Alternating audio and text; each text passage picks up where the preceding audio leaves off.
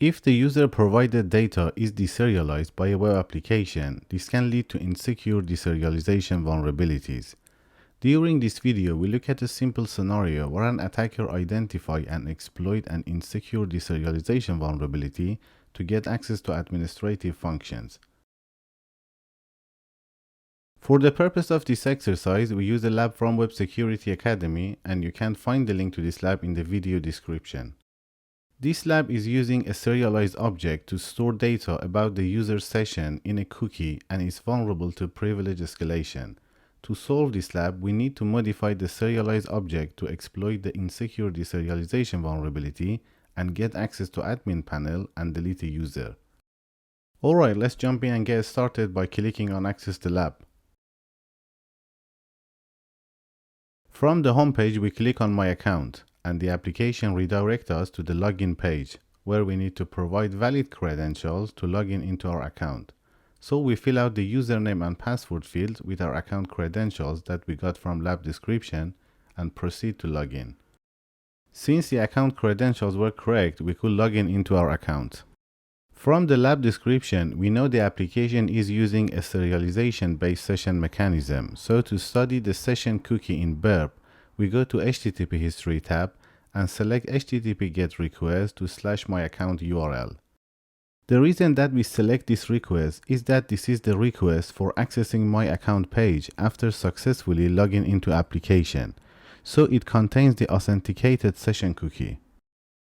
Now we go to the Request tab and we select the cookie value.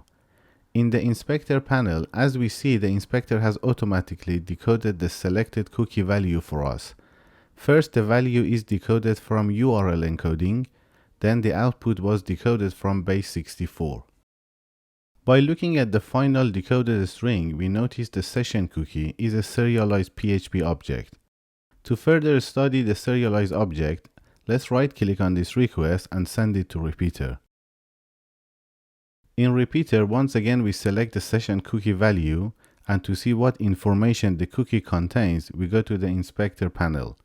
PHP serialization format is easy to understand as it uses the string format. The letters represent the data type of the entry, and the numbers represent the length of that entry. The letter O represent object, S represent string, and B represent boolean. Now that we know what the letters and numbers represent in the PHP serialization format, we can easily interpret the serialized object to understand what information is stored in the cookie value. The first part means this is a 4-character object called user. The following number, which is 2, means that the user object has 2 attributes. The attributes are key value pairs and are surrounded by curly braces. The key of the first attribute is username, which is an 8-character string, and the value of the username attribute is a 6-character string, which is the username of our account. The key of the second attribute is admin, which is a 5-character string, and the value of admin is 0, which is the boolean value for false. As we saw, the PHP serialization format was easy to understand, and by reviewing this object, we know the application is using a serialized user object to store the user session data in the cookie value. So far, we have identified the serialized object in the HTTP request and managed to interpret what information it contains. So the next step is to see if we can exploit the deserialization vulnerability by changing an attribute value in the serialized user object.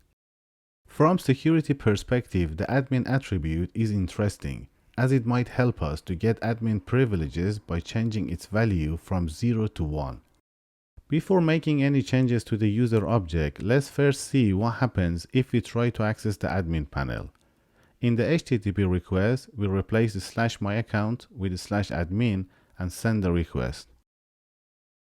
As expected, we get 401 HTTP response code, which means the web application refused to provide access to the admin page due to the lack of valid admin credentials.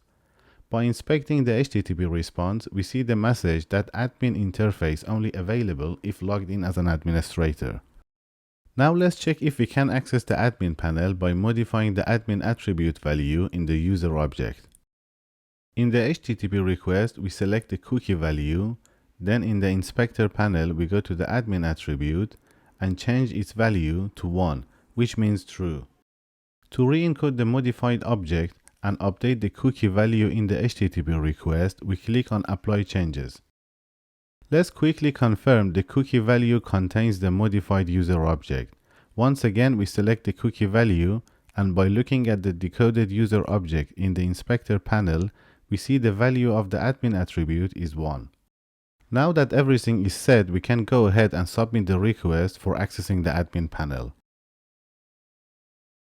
This time we get 200 HTTP response code, and by inspecting the HTTP response, we see that we could successfully access the admin panel by changing the value of admin attribute in the serialized user object. If we click on render, we can see the admin panel and also the list of the users. To solve this lab, we need to delete user call list. So from the HTTP response, we copy the URL for deleting this user. Then we update the URL in the HTTP request and finally send the request. We get a redirection response code which indicates the request was completed, and by following the redirection, we go to the admin panel. If we render the HTTP response, we see the message that we solved the lab, and as we see, user call list is deleted successfully and is no longer exist on the users list. If you enjoyed watching this video, please give it a like and also make sure to subscribe to the channel if you don't want to miss the upcoming videos.